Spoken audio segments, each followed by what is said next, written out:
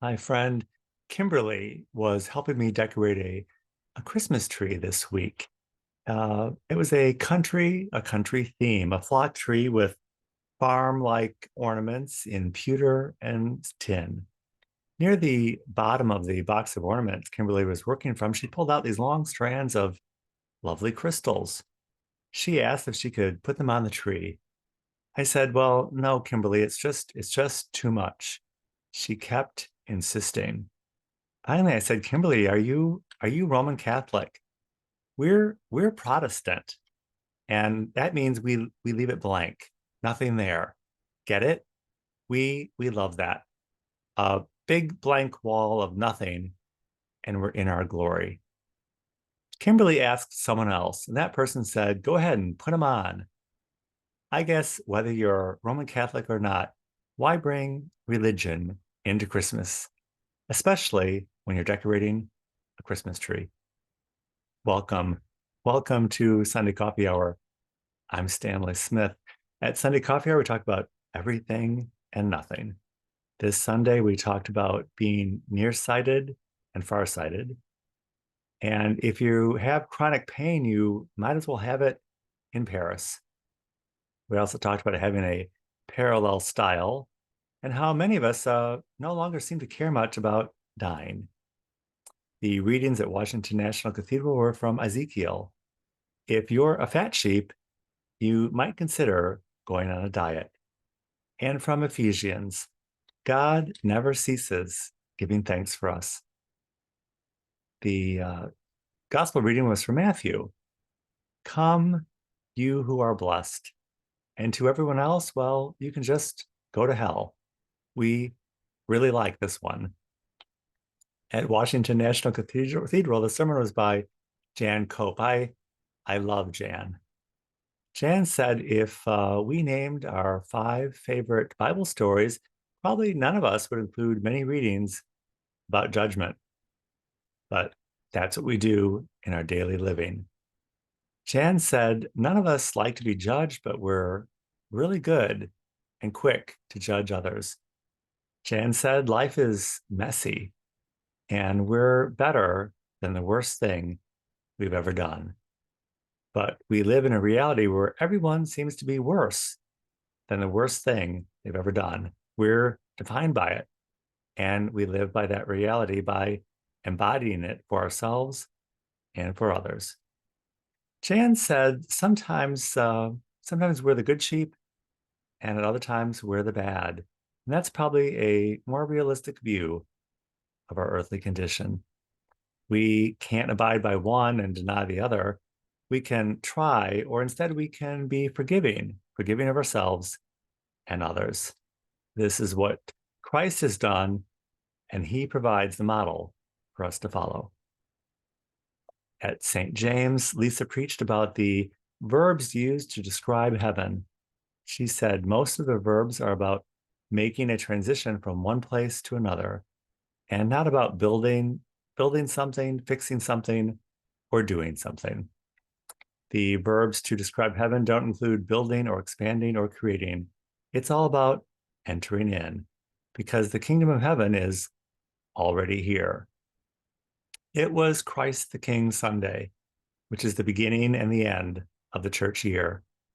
Lisa told us Christ is not the king of the church because he's the king of the kingdom of God. We can worship other kingdoms, the kingdoms of church, state, and media. And in fact, many of us are heavily invested in these kingdoms. And the dividend of our investment are our beliefs. Many of our beliefs are erroneous and keep us from entering in to the kingdom of heaven in this lifetime. Lisa said at St. James, they do what they can to feed the hungry, visit the sick, and clothe the naked. But more importantly, they see the humanity in others. And that's something more and more of us can make the effort to do. My friend Kimberly, she didn't tell me which religious background she was from, and I really didn't ask. Living in America, I think it's kind of rude to ask that question. The closest I usually get to the topic is to ask if someone is a church person. And Turns out some people are. As a recovering Presbyterian, I can see what an unnecessary box religious denominations can be. A review of religious backgrounds of the history of US presidents show that early on, most are just listed as Christian, and it was only later in the history that strong affiliation of denominations seems to have become more prominent. But we're all put into many boxes in this lifetime in so many different ways. So why would any of us really choose to be put into a religious one? None of us want to be defined as being worse than the worst thing we've ever done, but that's what we do. At the far end of the spectrum of being female, you're a slut. And at the far end of the spectrum of being male, you're a menacing presence and a danger to society. Everyone is somewhere on the spectrum, especially if you want to dehumanize the other or put them into jail.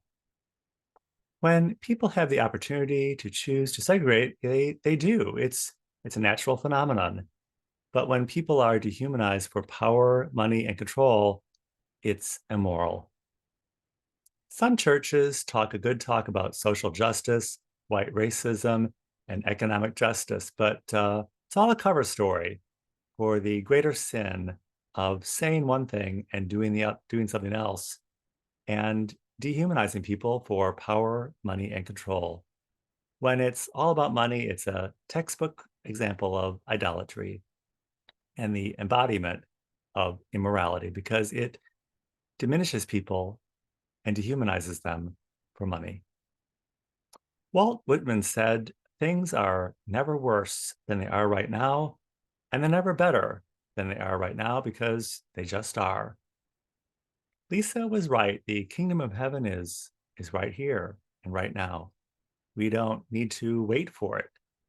The Jews were waiting for it when Jesus arrived, and he was worse than the worst thing he ever did. And now we've been waiting for almost 2,000 years for the same thing. It's the same kind of self-imposed limbo we're all in. It's the glue that holds the Judeo-Christian world together. The fact that we're all stuck. This week, an immigrant came up to me on Michigan Avenue in front of Chicago's Water Tower Place. She said, "Church, church nearby." And I said, "Yes." And I pointed across the street. She looked puzzled. She then held her phone up to my face and asked again. And I spoke into the phone. I said, "Church, 126 East Chestnut." And then the phone translated it for her, and she was on her way. Perhaps everything we say will be recorded and held against us. But given the choice between the which better part of valor and saving my life that William Shakespeare talked about, I'll go with the indiscretion of speaking my piece. And please, please, leave the strands of crystals off the Christmas tree this year. If you would like to join us at Sunday Coffee Hour is every Sunday at 12 noon Central Time on Zoom. I will include my email in the description of this video. I'll be happy to send you an invitation. And I look forward to seeing you very, very soon.